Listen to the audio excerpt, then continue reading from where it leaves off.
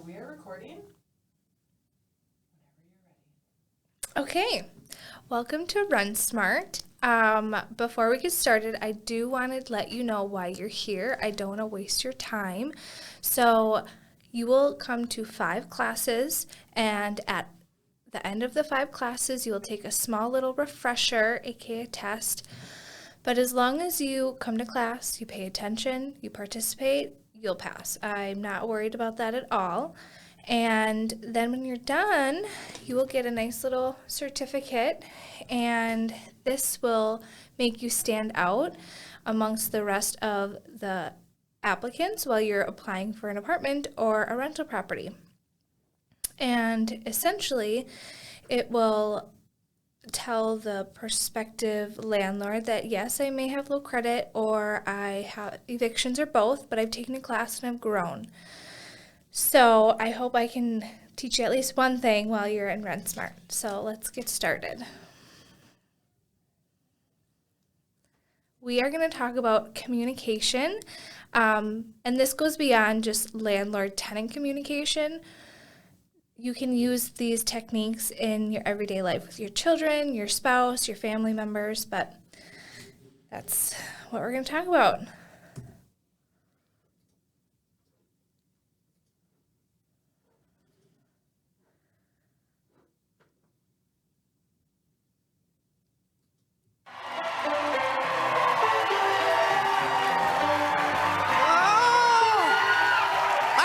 Jimmy, you know what I love, Jimmy? I love baseball. When we get to St. Louis, will you tell me the guys' names on the team so when I see them in that big St. Louis ballpark, I'll be able to know those fellas?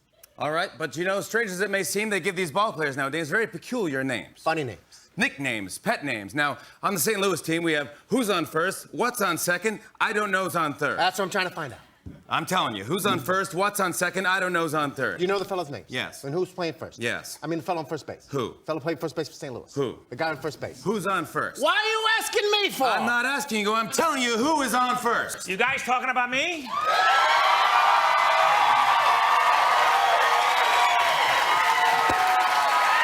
Yes. Yes. As a matter of fact, we are. This is who? How should I know? I never met the guy. Well, now you've met him. Met who? Yes. Look, would you tell me your name? Who? You. Who? Him. Me? Yes. Who? What is your name? No. What's on second? This is who? That's what I'm trying to find out! All right, calm down, will you? Okay, listen. When I say hello to this fella right here, I'm saying hello to who? Hello, nice to meet you. See, now you're starting to get it. Get what? I'm right here.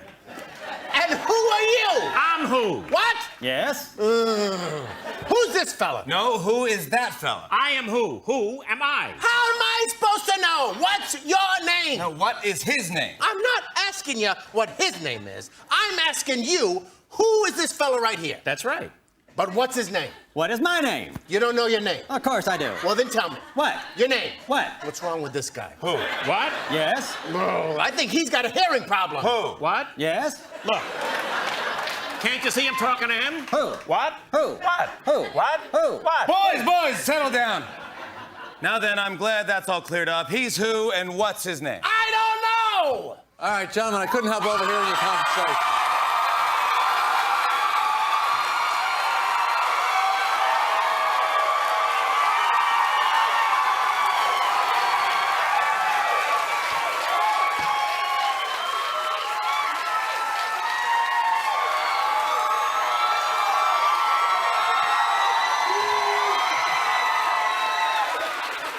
Look, it's very simple. This fella's actual name is who? W-H-O. And this fella's actual given birth name is what? W-H-A-T. Well, that clears it up. Why didn't you just say that in the first place? But wait, who are you? I don't know. Third base!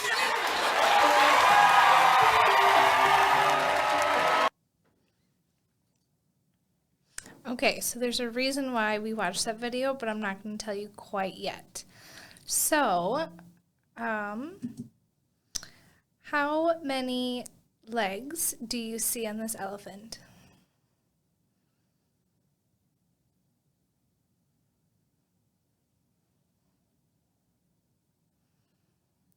Okay. What number is that?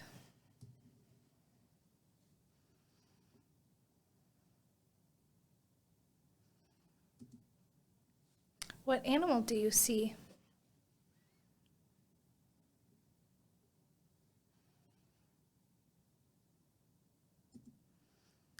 Which way is he facing?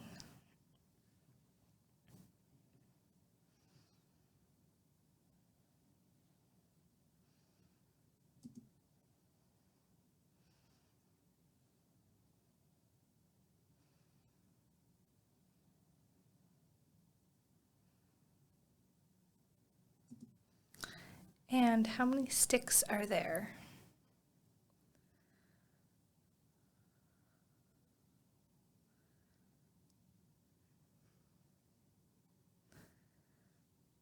Okay, so if you open up to your packet, before we get started, I want to go over the first page. So there is a resource for you, and it is the Mediation Center of Green Bay. And as you can see, it can help out with tenant-landlord situations, small claims, custody, etc. It is free if it is court appointed, or you can pay to use their services, but it's a resource for you. So if you flip that page over, it should look similar to the one that's on the screen, and it is called the listening activity. You're going to need something to write with, so I will let you grab something quick. Okay, so I'm going to give you verbal instructions, and I'm not going to repeat them. And then after, we're going to go over the answers, okay? So for number 1, put a dot on the I.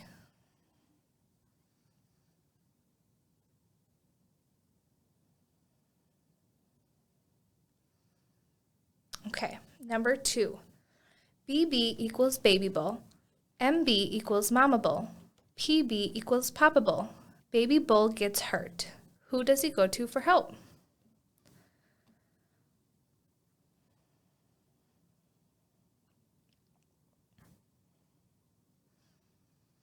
Okay, number 3, write the word candy in the spaces.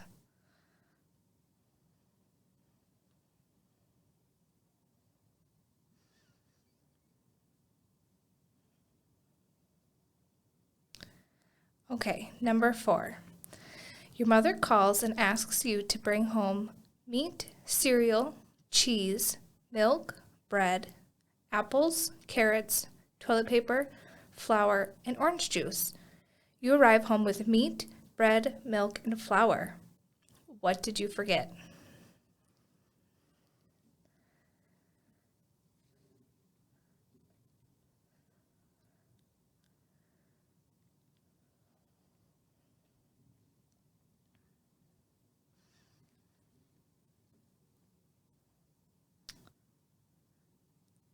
Okay, number 5. You are the driver of a school bus.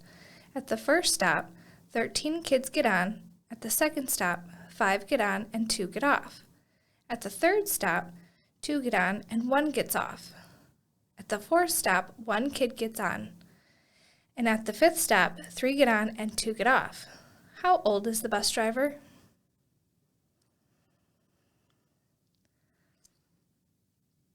Okay, so let's go over the answers.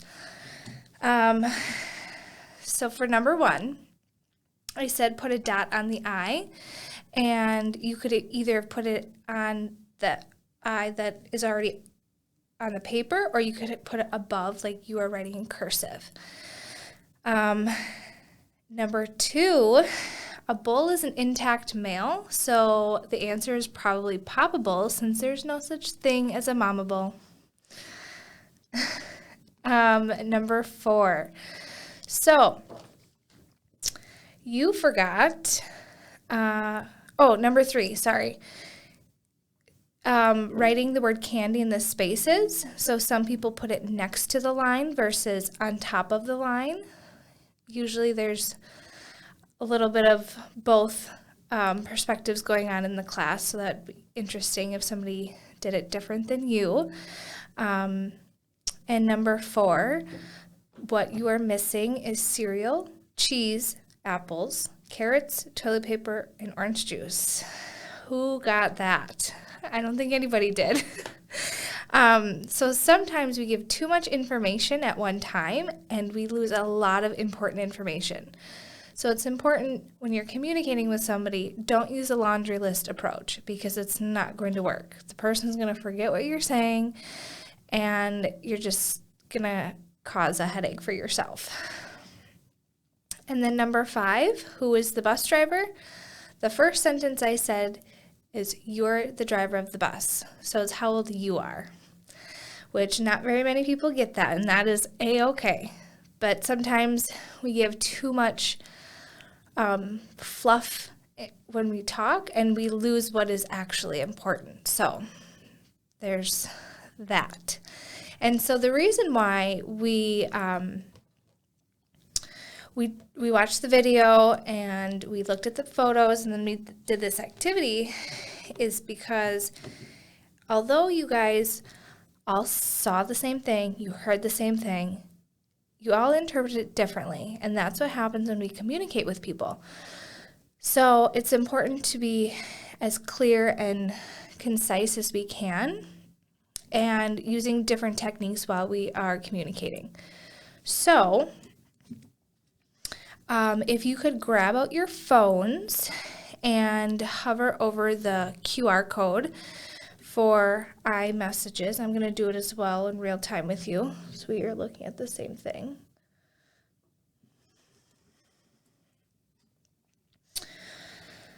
So I'll give you a little bit to get that up.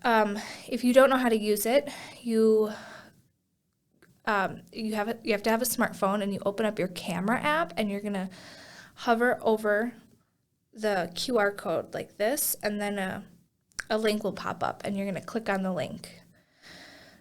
So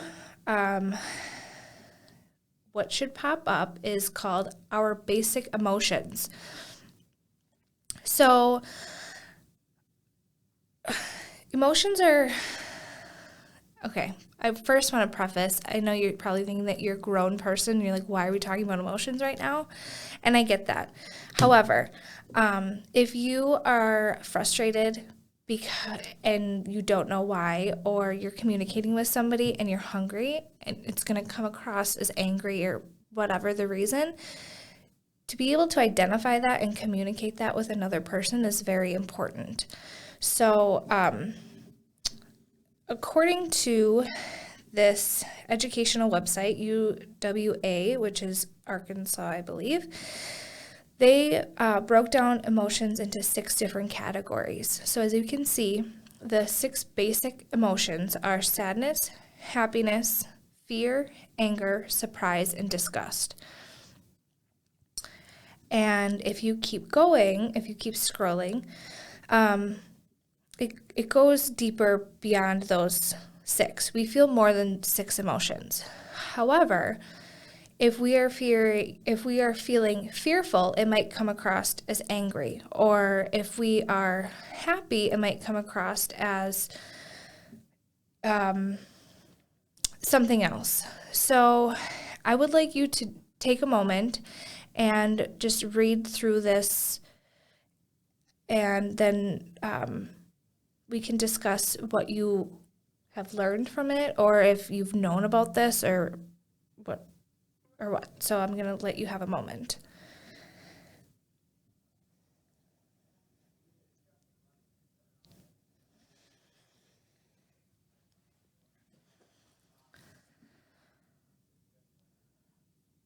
Okay, so we are going to continue on, and I hope that was able to bring you some really good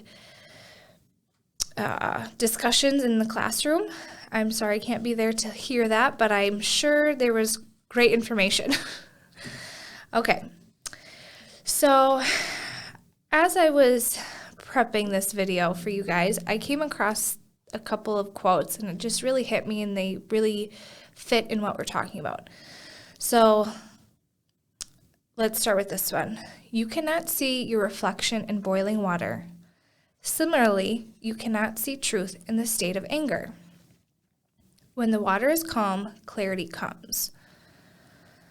So I want you guys to take like just a brief moment and think of, what does this mean? What are you interpreting this as?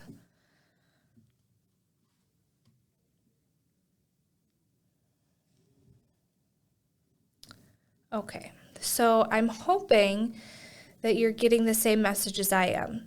And the message that I got from this is, when you are communicating with somebody and you are so frustrated or you're so angry, you're not going to get anything across. You're going to just go around in circles. We've all had that conversation with somebody that you're just waiting for them to stop talking, and so you can give your rebuttal. You're not listening to them. You just want them to shut up. And that is okay. We've all been there. But you're not going to get anything done, nothing productive. And so as we move forward, I'm going to circle back to this. But the next one is master the art of listening, master the art of observing.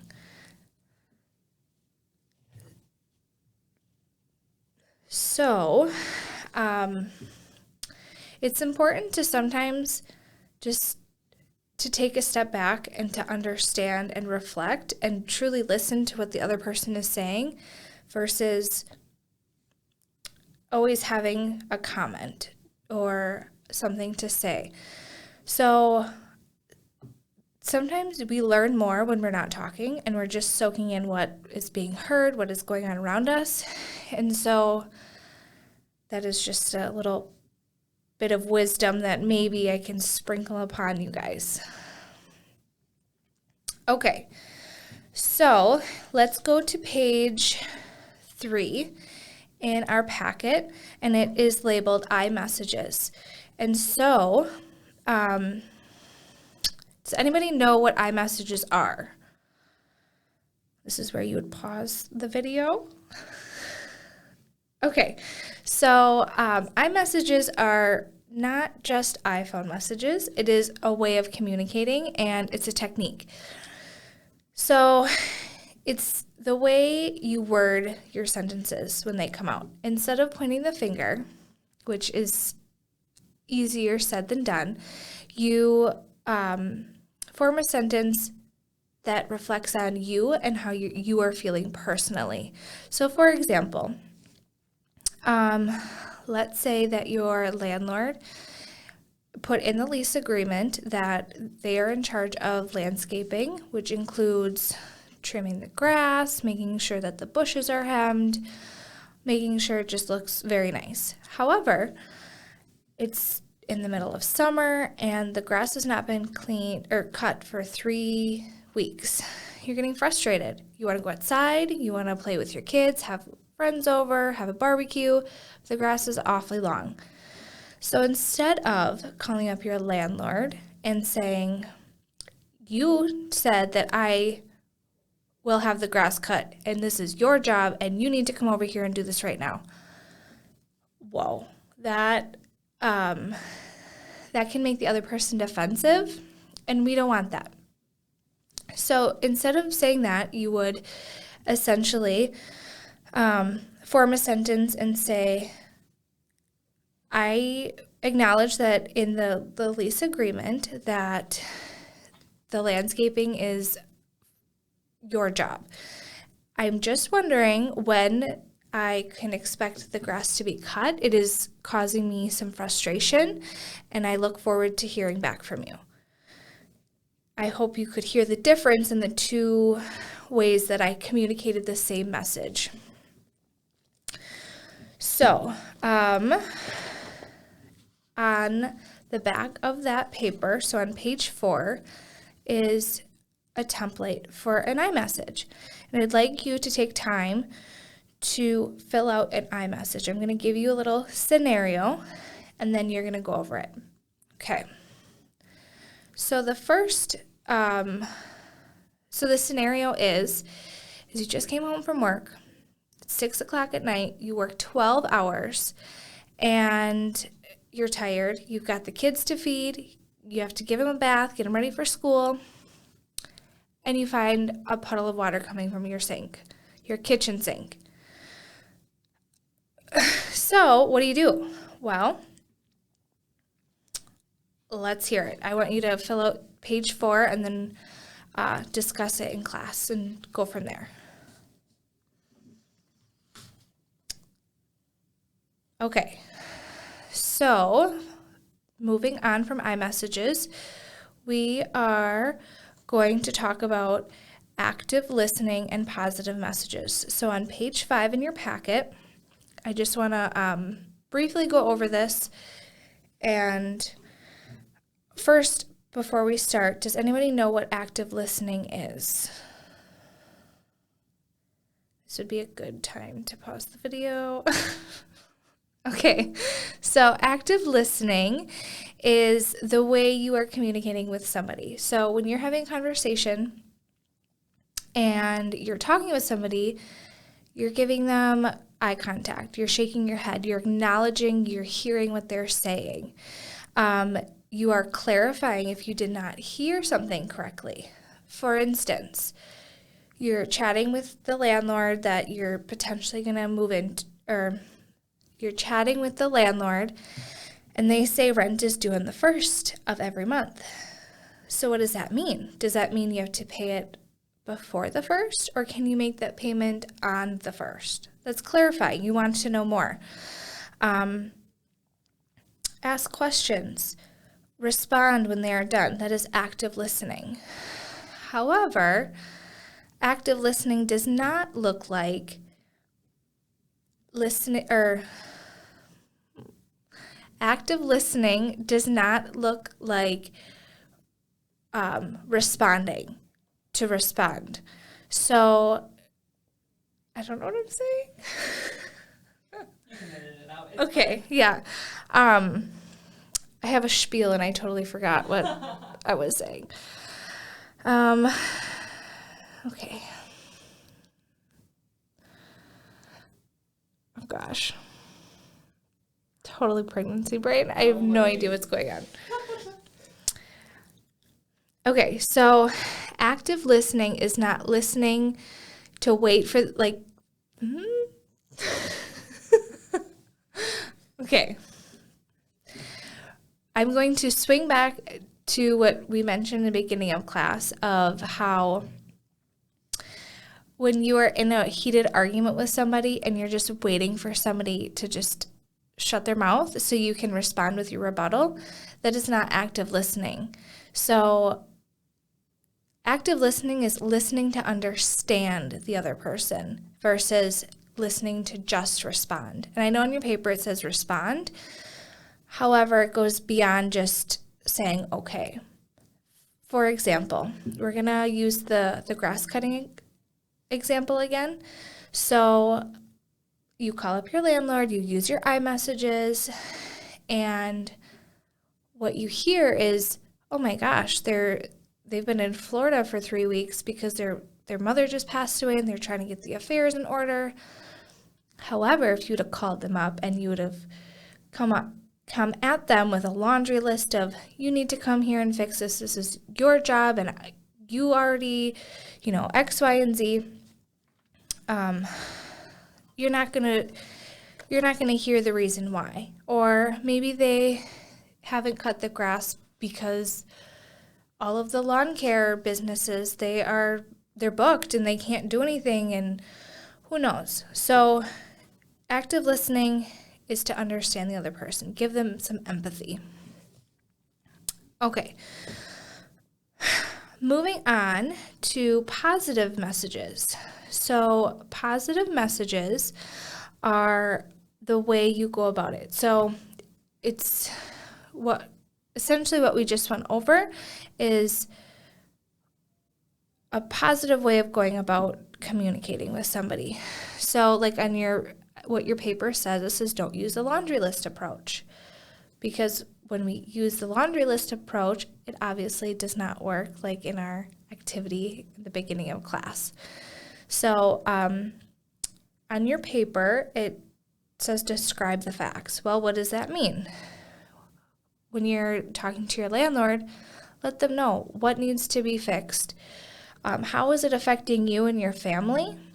And when you hope to have this situation fixed.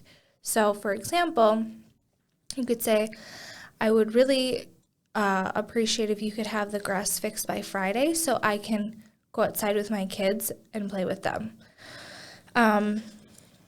Although it can be hard, don't call the other person names. Don't, come across as demanding. That's going to make the other person feel defensive, and you're not going to communicate. You're not going to get anything done effectively. So let's move on to page 6. So when repairs are needed. So there are 3 steps that we should take as tenants. You have rights, you're paying rent, and let's say that something went wrong in your apartment. It happens, you're renting. So how do we go about it? Well, your first step is to call your landlord. You call them up and you let them know all of the facts. What happened?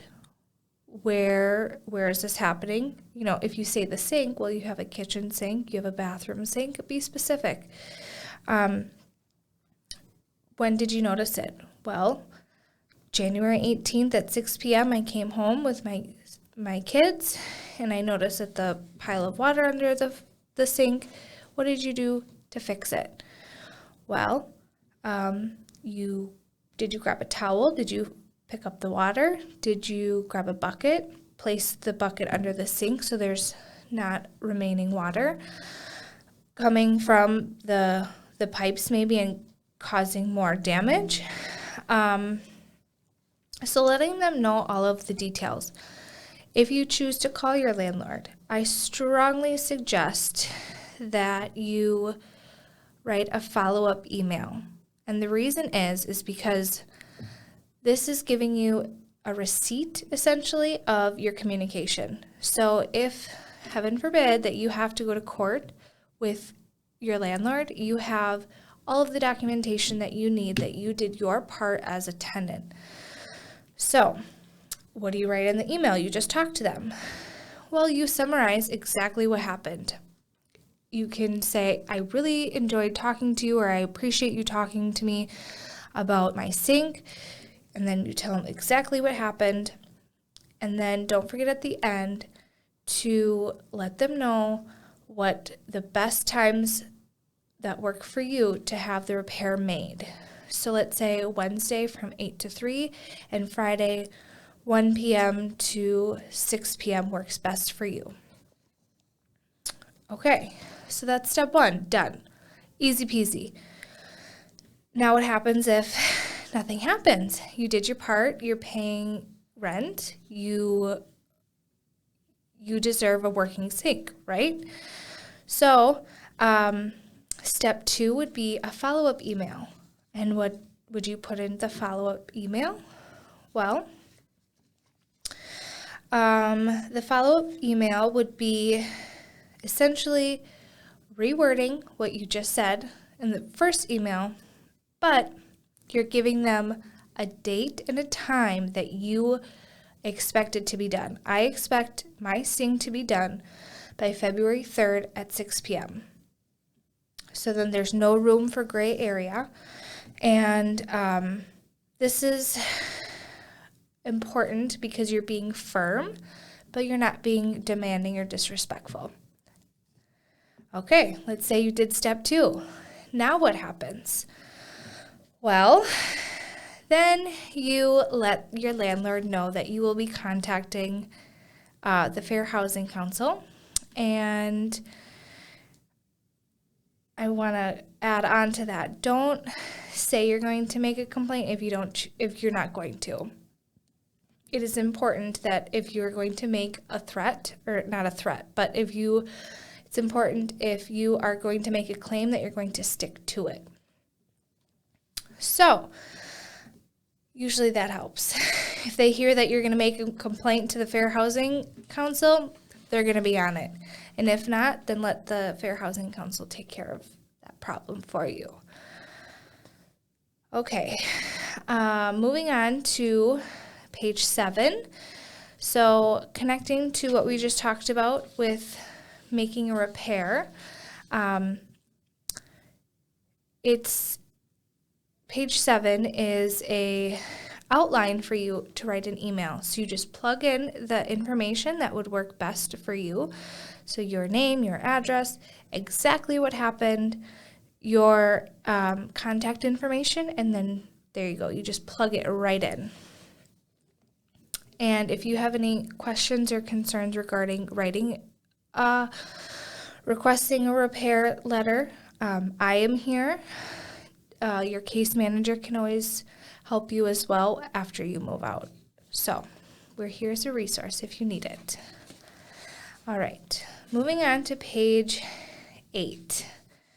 So, living with a roommate. I'd like to begin the meeting by congratulating you on the progress in your relationship with Dr. Stephanie. Thank you. And that being said, we have to discuss the implementation of the agreed-upon cohabitation rider, which has been activated now that the two of you are living together. We're not living together. I beg to disagree. A girlfriend shall be deemed, quote, living with, unquote, Leonard when she has stayed over for A, 10 consecutive nights, or B, more than 9 nights in a 3-week period, or C, all the weekends of a given month plus 3 weeknights. That's absurd. Yeah. You initialed it, see? LH, LH, LH. Okay, no, wait, I only initialed it because I never thought it would happen. I initialed another clause naming you my sidekick in case I get superpowers.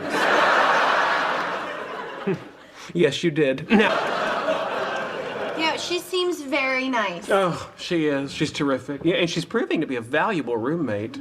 Roommate? You guys are living together? Like hippies. We're not living together. Do I have to pull out the paperwork again? We're not living together. Are you sure? How could I not be sure? Well, let's find out. Don't you think if a woman was living with me, I'd be the first one to know about it? Oh, sweetie, you'd be the last one to know about it.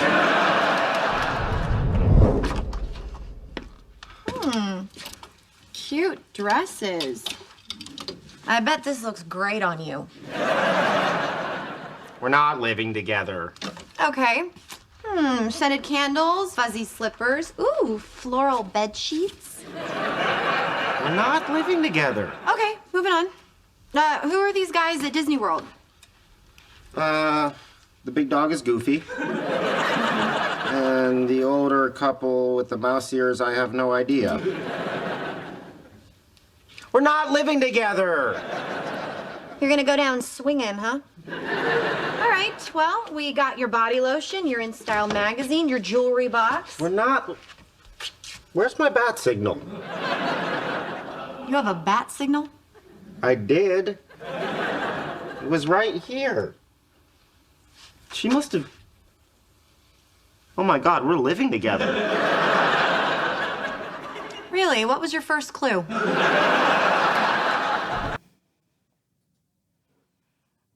Okay, so, living with a roommate. Yeah, I'm sure you all have stories or you have heard stories of it going south quickly. So I want to preface that living with a roommate does not just mean, somebody that you met at work or whomever. It also includes family members, spouses, anybody who is not you and your children. Well, your children are kind of your roommates, but anybody that you live with, any adult. So, what happens if you let somebody stay with you for more than 7 days? The landlord can legally put them on the lease if you agreed to it or not. So you have to be careful who you are welcoming into your space. If you are allowing somebody to stay with you and they change their address to your address, they establish residency, and it will be a lot more challenging to get them removed out of your place after that has happened. So I'm just warning you, be careful who you're letting stay with you. So I would like you, if the room is applicable, I know that sometimes there's only a couple people or one person in class, but if there's a group full of people, I want you to find somebody and find 3 things that you have in common with them, and not just the usual, oh, we're both here at Freedom House, so we have kids. Well, that's obvious. Go beyond that. And then decide if you would be able to be roommates with this person. Okay.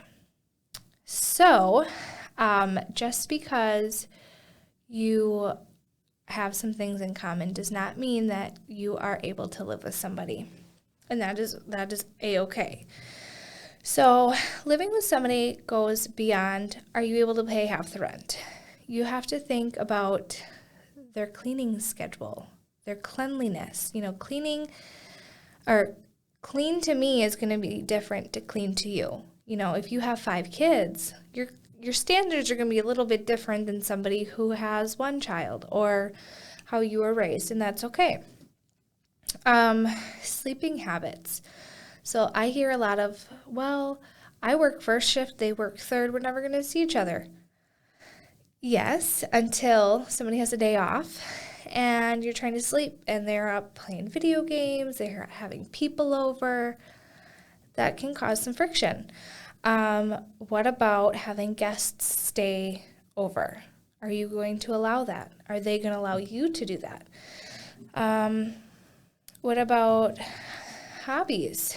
Are they doing drugs? Are you okay with that? Are you a recovering addict? Is this going to be too much for you? And smoking. Some people, they think it's my place, I'm going to smoke in my house, versus other people, they don't allow that. You have to be on the same page. So on page 8, those are just some things that you should consider when looking for a roommate, but also things to think of when you are a roommate as well. Be considerate of the other person. Be considerate of their sleeping schedule and their habits as well. So, I do want to preface that you do not need a lawyer to write up a roommate agreement.